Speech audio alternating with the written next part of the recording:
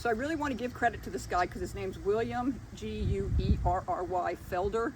This guy right here.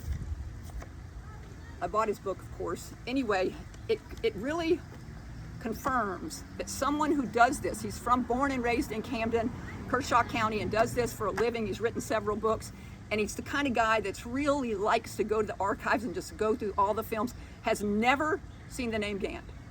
Okay, that confirms that I already had Zebulon's 200 acres at the time, letters from straight out of Joseph Kershaw's mouth.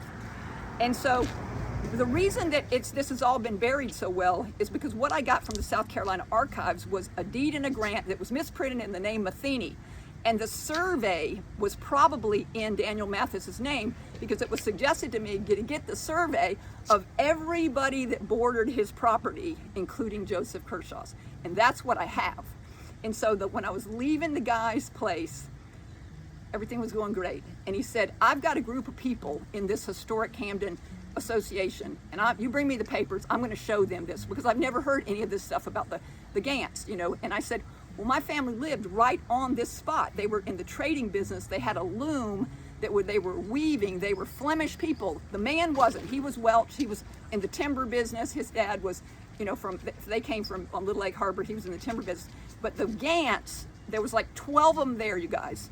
All the men, I got their names. The men had sons, the whole people, Sophia Gant.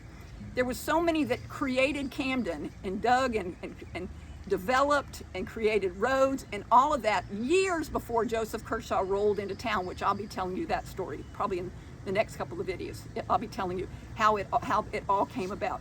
And so as I was getting ready to leave, I should have got off my little milking stool and walked out and said to the man, thank you, that you're going to show the people, that you're going to show them my papers. But instead, I leaned on the counter. This was super spontaneous. I shouldn't have done it. And I leaned on the counter and I said, let me ask you a hypothetical question. Now we're eye to eye almost again. He was really tall with huge blue eyes. And I said, now we're eye, here we are eye and eye again. I said that this hypothetical question, but if I come in here and everything checks out and this is all right, will you put a historical plaque out there in the parking lot that says that Sophia Gant, with her name on it, and Joseph and Daniel Mathis did own the property, this historic, the property right there, which is now the parking lot and all the historical gift shops and all that little buildings and everything, that then crosses straight across, if you had an aerial view, to the Quaker graveyard, which they claim was given separately by Samuel Wiley, which is probably not true, because the land goes right across the graveyard where the man put his wife, and then goes right up the land and the swamp and everything to the river, which is always known that he had the river and Joseph Kershaw did not, right there when you cross the bridge across the Food Lion in Lugoff.